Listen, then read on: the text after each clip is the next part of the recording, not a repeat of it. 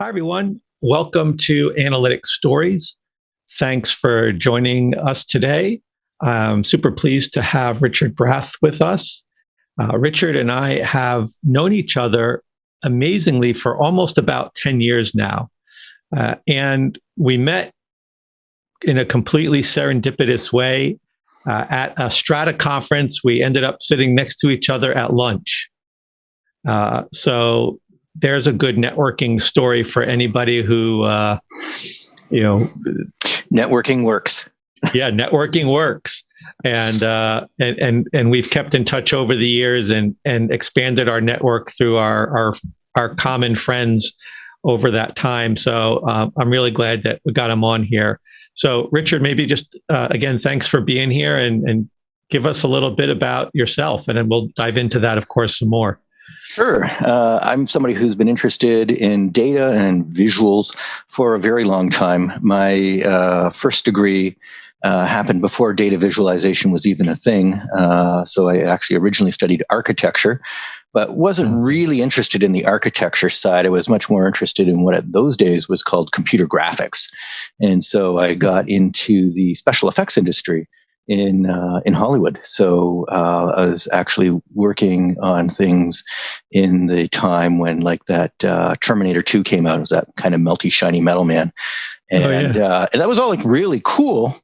But it wasn't really, it was enjoyable, but I seeing all this other stuff, kind of other opportunities with, virtual reality and data and data visualization. People were just starting to talk about it and thought, wow, here's a really great, opportunity with a lot of possibilities. It's really going to go somewhere.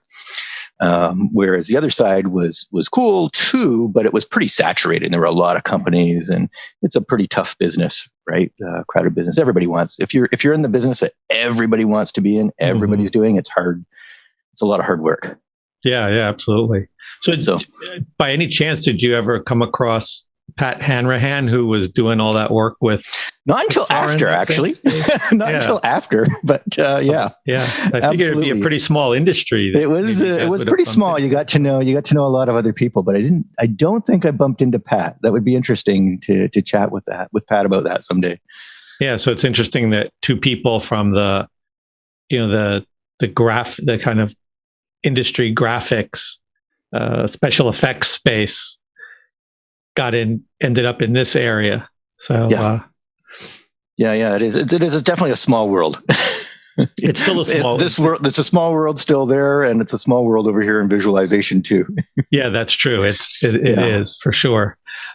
Cool. Well, thanks for that bit. And just tell us about Uncharted Software too, and then we'll sure. So Uncharted Software, it's a company 20 years old. We've been focusing on visualization, and we do a lot of work for subject matter experts, people who are domain experts who really know their field well. And they have a lot of data, and they're trying to figure out what to do. And it's a human who needs to make some kind of important decision, whether it's a financial trader or a baseball coach or whatever. But they really know their domain well. And so what happens with our interfaces often from a visualization standpoint is they tend to be pretty dense and data rich, kind of like the poster on the wall behind you, right? And so there's a big difference there between these kind of very data dense, data rich visualizations and what I'd call, maybe consumer visualizations, things that you have on the open web, on a news website, where you're trying to tell a very simple story. The domain expert really is somebody who juggles a lot of variables, and they need different kinds of things. And so you have to be careful who you're designing for. Yeah, and they can handle it too. They can handle it. They're living in that world every day. They know that. They know their data well. Yeah, you don't have to do kind of a least common denominator. Right. Yeah, and you can also spend time explaining to them what it is. Yes, that too. Yeah. You don't have to just throw it out there and say, "Oh, they'll probably understand it." Right. Put some energy behind that. Cool. So actually, I think that kind of will lead us right into the first question I wanted to get into. And we'll talk about this some more too, because you've written a couple books, and I know that takes a lot of research. And there's one of them. There's one of them. We're going to talk about. I have a question about that one in a little bit too.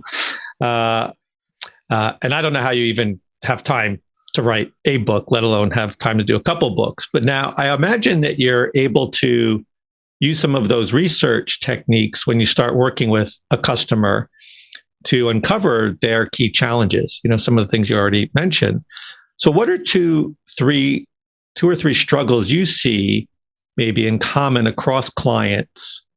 And more importantly, what's something that our listeners can do even over the next couple of weeks that maybe they could start addressing those problems? And I know the things you deal with are very targeted, but maybe you see some threads that are similar. So I'll start with a really simple example because this just happened a couple of days ago, and it was the classic bar chart or pie chart question. So we were working with a group, and there's a dashboard going together, and there's a pie chart where clearly the pie chart wasn't working. There were too many slices. It didn't work. And it was obviously the situation where a bar chart should have been used instead. And a couple of people made the point about it should be a bar chart. The more important point for me was, so what are you actually trying to do with this dashboard, right? Like maybe you shouldn't just be stuck at bar chart or pie chart. Maybe you should be back at the strategic question and saying, what are we trying to solve here? Because maybe the bar chart or the pie chart, neither of them are the right answer. Sure. Has possible. That right step been done? Because I could tell you, I could put a bar chart in here, but I could also show, these two other variables that I know are relevant to that user in here. And not like in a separate chart, like within that same bar chart or pie chart or whatever, that space, I could fit in more than a single variable in there. And I bet those would be actually important to the user. So who's actually asked the user what it is they're trying to do with this piece in the dashboard, right? And so backing that conversation out, right, is, I think, super important. And it's really easy now that, when I started in visualization, there was nothing. We had like Tufte's first book. That was it. That was all we had, right? And Jacques Bertin was actually super amazing too, but there wasn't really a lot of guidance necessary. There was actually a lot of good guidance in there, but it was pretty... it was a dense book. It was a dense book, right? So you didn't have a lot to go on. And so you're figuring all that out. But now we have, all these studies, that people have done and all this stuff to work off of. And so people say, well, obviously the bar chart's better, and, cite 3 different books about why the bar chart's better than the pie chart. And so you're using all these shorthands in the wrong way, right? Like the little bit of information, the little bit of knowledge is dangerous, right? So just because you know that in general, a bar chart's better than the pie chart, well, actually there's situations where pie charts are better. Well, actually there's situations where something different would be better here, depending on what the user's trying to do. And so people are too quickly locking in and making judgments. And I think that actually stifles creativity as well, right? And so it's a hard thing as a designer to not get trapped by your own shortcuts, by your own bits of knowledge, and kind of get locked in and trapped by your own ways of thinking.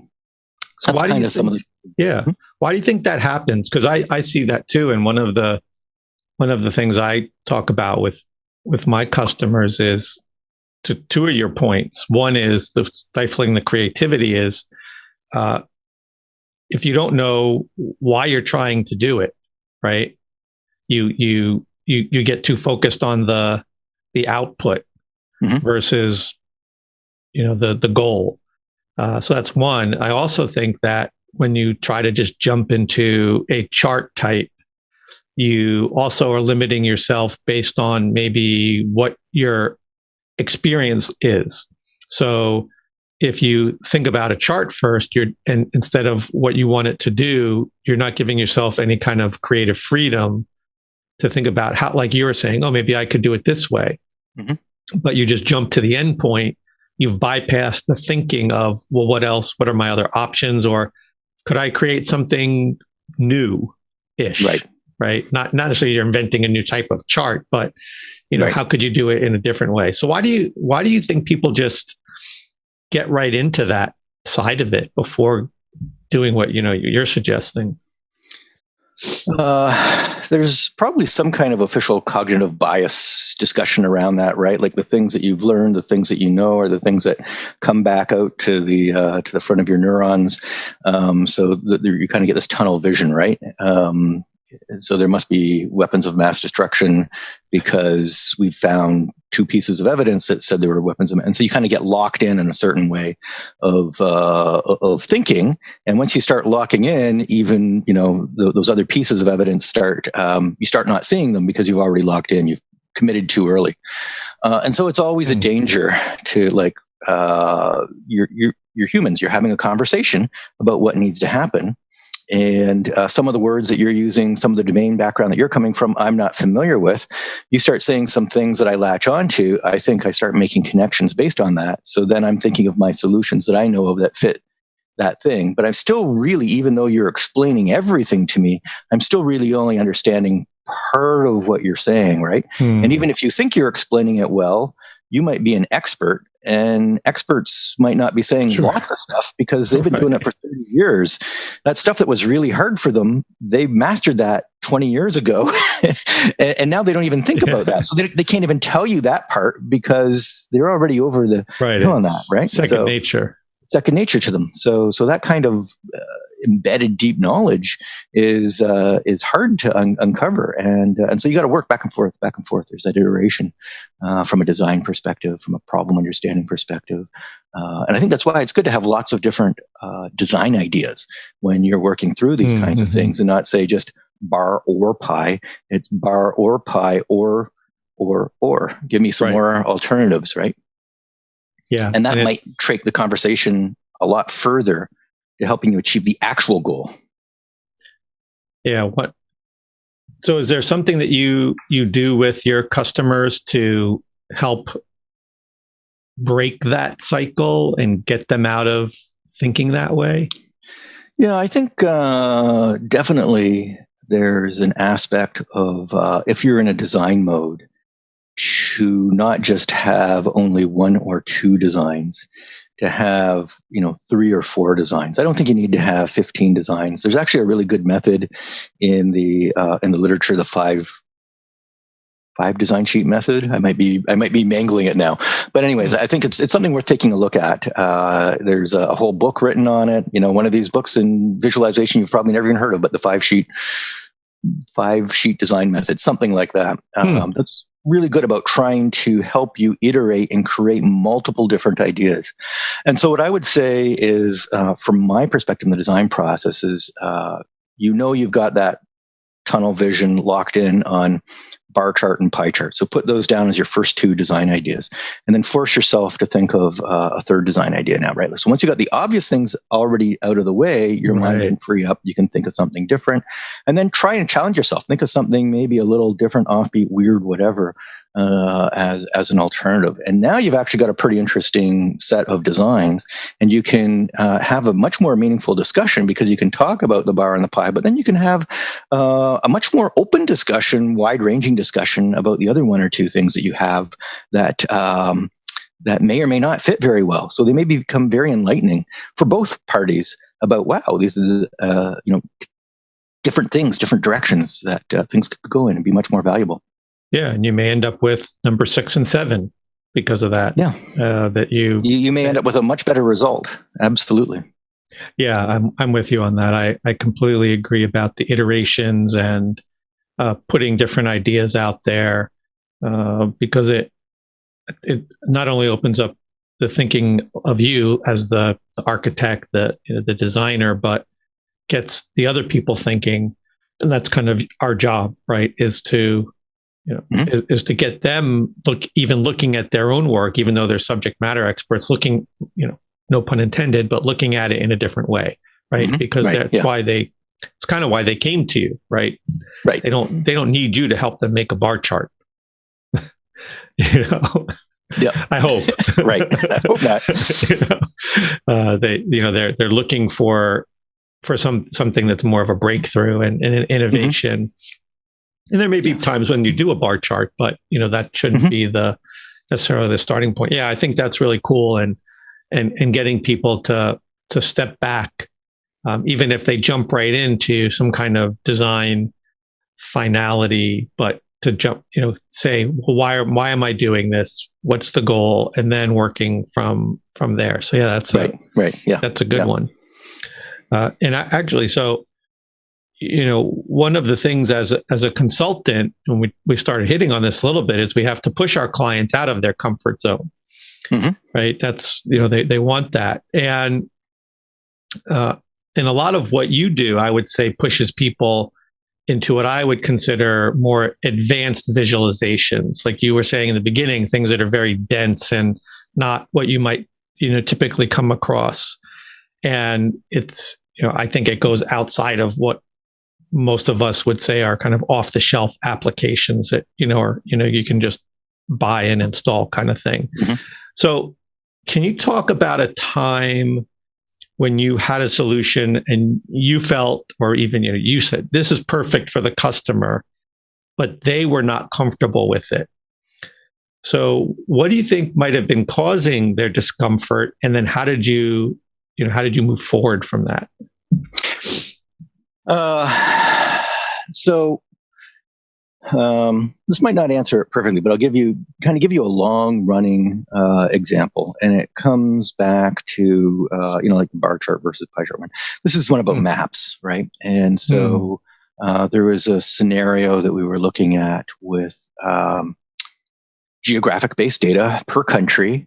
And there were like 4 metrics per country, right? So if it's 1 metric per country, you could make a choropleth map, the color-filled map, and we all know that those have problems because, Portugal and Luxembourg and Singapore all kind of disappear and so forth. And then there's 4 variables. So what do you do? Do you like put a marker on each country, but they overlap? Do you put 4 different maps that you have to cross-reference? And to my thinking, it was like, this is actually really quite simple to represent in a grid, right? Because you've got countries, you've got metrics, you can, make a heat map out of that. You can then compare countries, you can compare metrics, right? You've got this alignment. It all fits nicely together, would be one way of doing it. Another way of doing it, this is talking about creating the ideas, right? So sometimes a table is a pretty good approach, right? Like it organizes data fairly well, and you can show multiple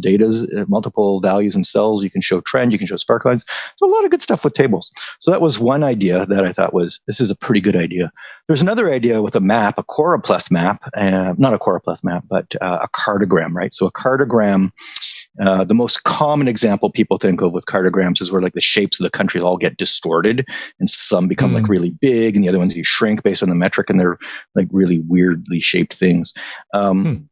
Instead of that, there's the example that actually is in the book now, right? But it was a variation on something like this, where you can say instead of showing the countries where you distort the shapes like really weird, or you just color them in, you just use labels for the countries, right? And then if you use labels for the countries, here it is. This is like the classic example. So there's your standard map with just the color-coded countries, right? Yeah. And then here's your map with actually the 3-letter codes for each country just kind of set out, right? So it was a variation on this one. Was another one of the ones that we had talked about, and then there was another, like a tabular one, and another one that was actually just based on lists, that was really just ranking variables, so that the top 10 countries under this variable bubbled up, and the top 10 countries under this variable bubbled up, and the top 10 countries under this variable bubbled up. And that was like that one with the lists was the last design. That was one of my throwaway designs. Like, let's throw this in as well. Maybe this will be it. And so I really thought the map would be the winner. And the reaction was like super negative to the map. It was like, ugh, that's awful. Really? Like, why would I want that? Okay. And the one with the list was like, that's perfect. And I didn't understand it, right? Because I didn't think the listing one would actually work, because you don't have this comparison of things lined up in rows in the same way.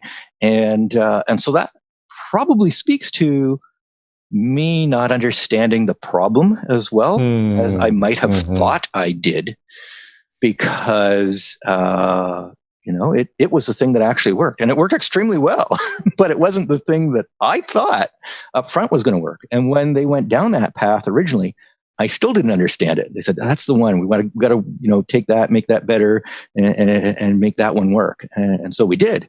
And to their credit, they were, it worked extremely well for what they needed. And I was completely wrong.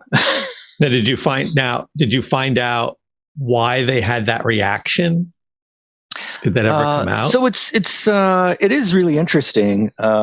So the assumption that you want to compare like metrics across countries is a bad assumption on my part. We're looking at kind of like apples and oranges. Like we're maybe looking at like say healthcare, agriculture,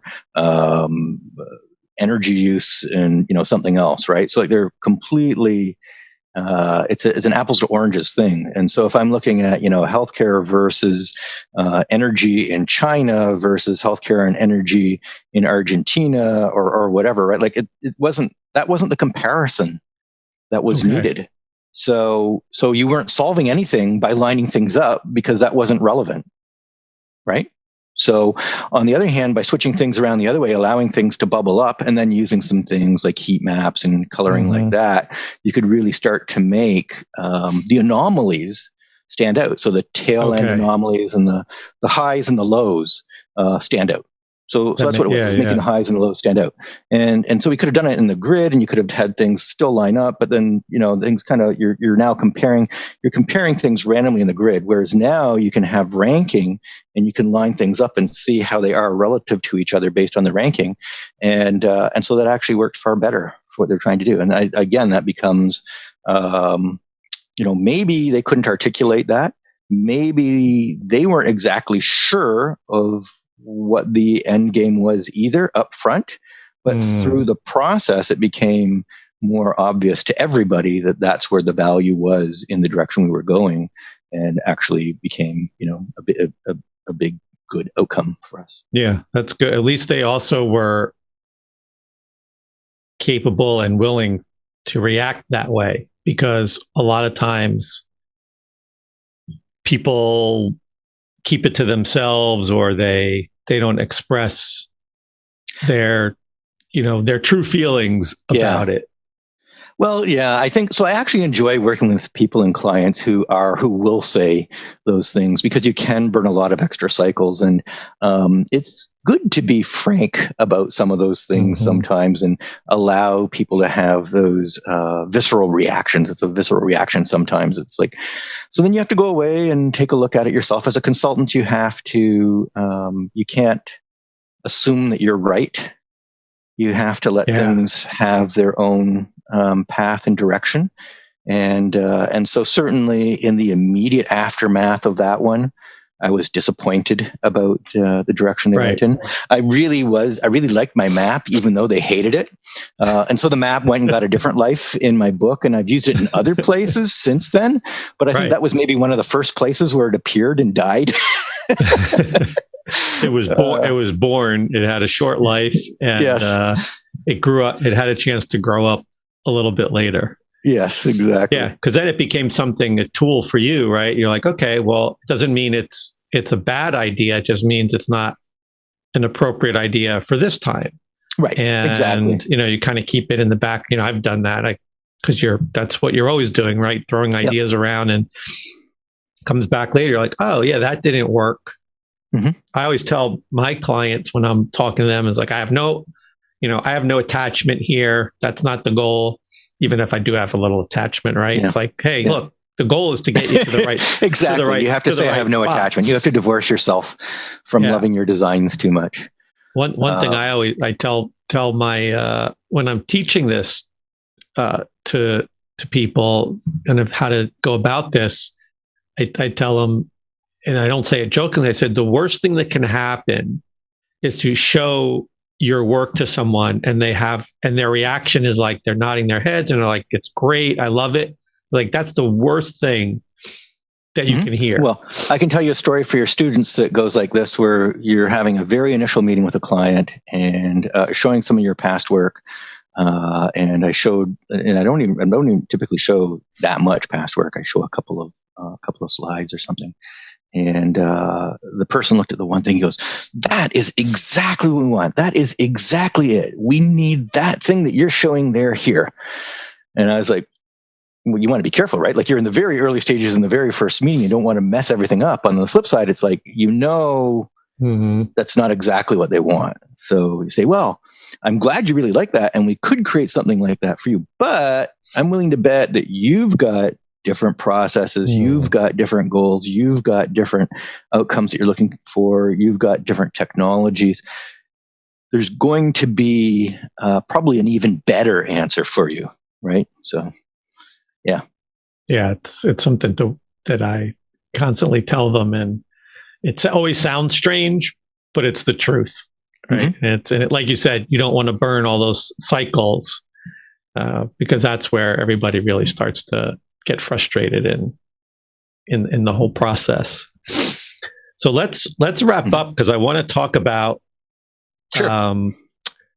something about the book that you held up, because I found it very interesting, and you cover a lot of new and interesting ground in there, again, through all that extensive research and thinking. And your book is about, for those who haven't seen it yet, you could tell us briefly about it too. It's about the role of, text in data visualization, visualizing with text. So imagine that your company decides to launch this very cool marketing campaign, and they hire a skywriter to fly over the CN Tower in Toronto. If you guys haven't picked up, Richard has a bit of a Canadian twist to his speech. And so the skywriter is going to fly over the CN Tower, and the message is going to be about the secret to being successful in analytics. So what are they going to write, and what font should they use? What should they write? So what font they should use? I'm going to say, you're writing in the sky. It's already fluffy. It's already wobbly. It's obviously got to be Comic Sans. That's good. That makes a lot of sense. It's the one place where Comic Sans makes perfect sense. Doesn't matter what font you actually try to write it in, it's going to end up looking like Comic Sans. No matter what you want. No matter what you want. And so there's something fun and ephemeral, right, about skywriting, and lots of jokes that are possible there. I think the ephemeral part about skywriting too, that's interesting. It's ephemeral, right? Like, it fades away very quickly and whatever. It's the aspects about visualization sometimes that, taking that critical look back of, like, what are we doing and what are we creating, and thinking about the machinery a little bit more carefully. And so, like is it bar chart or pie chart? No, think a little bit more critically about what problems you're trying to solve. For me, this book is thinking critically about the machinery for making visualizations, right? And where was the role for text that fits into visualizations? Certainly there's places for text to fit into visualizations. I mean, historically, people did it all the time, right? Like, the periodic table is 98% text. Text visualization, right? And then, this thing is all text, and this thing is nothing but text. Well, not nothing, it's a graph, but it's got, it's very useless without its text, right? And so text is super important, and the theory and the grounding and the teaching and the literature for visualization, text wasn't really covered at all. So there's a big gap there. And I think another kind of big gap that people are always possibly forgetting with visualization and analytics in general is so what's the data that you're working with, and what's the data that you're missing, right? Like, how is the missing data represented or accounted for in any way, shape, or form in what you've done? And so we inadvertently, we make problems with visualizations where we inadvertently hide data, right? So when you use that map and you lose Singapore and you lose Luxembourg and you lose the entire Caribbean, right? Like, we're the problems making the data disappear, as designers and visualizers. But then, we also have a critical role to say, even if we are able to show all the data that's there, well, what about the data that isn't there that should be in there? So what about the country data? And I'm making a scatter plot, and I have nothing but nulls for. I don't have a line item for a country because the data is all nulls and it's just not there in the data set. Shouldn't I be showing that null data in some way, right? They do have a responsibility to do that. So I think that's an area called data feminism, and I don't have the book right at my fingertips here. I'd hold that up for the camera as well. No. But there's a great book called Data Feminism that I highly recommend for your readers as well.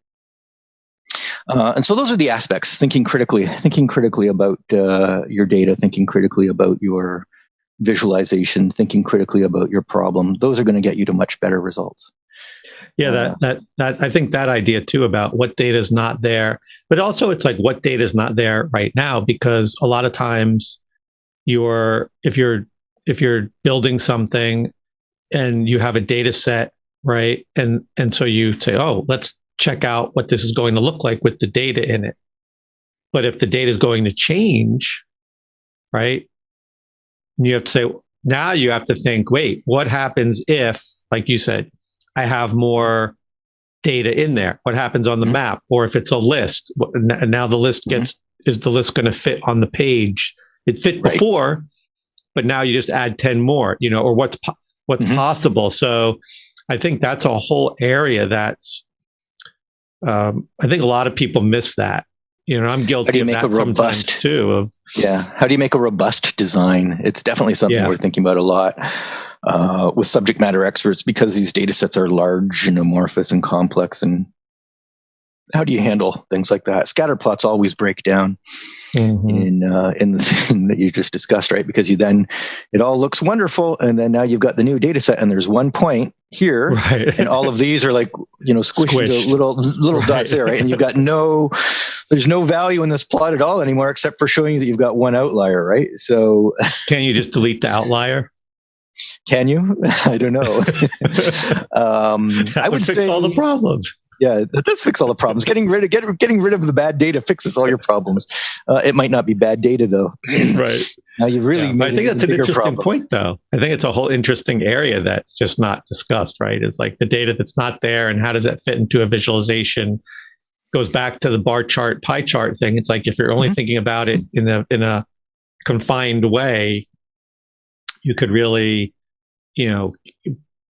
get into a corner and end up with something 3 months now. All of a sudden, the whole thing just breaks down. And maybe it's something you can adjust, but maybe it breaks down in a way that's like, wait a second, now I have to really do some, reconstruction here that I wasn't anticipating, and it's a lot more work. And so, I think that's an interesting area that I don't have any immediate thoughts of, like, how do you train people and get them to think that way? Because it's hard enough to think about the data, let alone what's obvious and visible to what's not there. So I think that's a good point you raised. Able to be responsive, to acknowledge that these things might happen with the data that you have, or that there is additional data that should be coming as well, right? And so if you can start to think like that, start to think a little bit more critically, then you're much more open to those changes when you need to do them.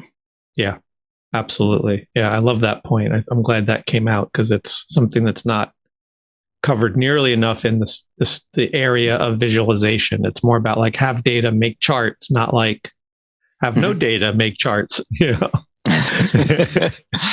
It's just not something that people get into a lot. So I think that's a great point to close out.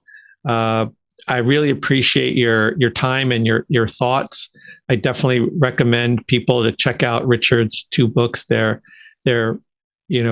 pretty deep into the space of visualization, and you'll definitely come across a lot of new ideas way beyond the kind of day-to-day things you're probably too used to seeing.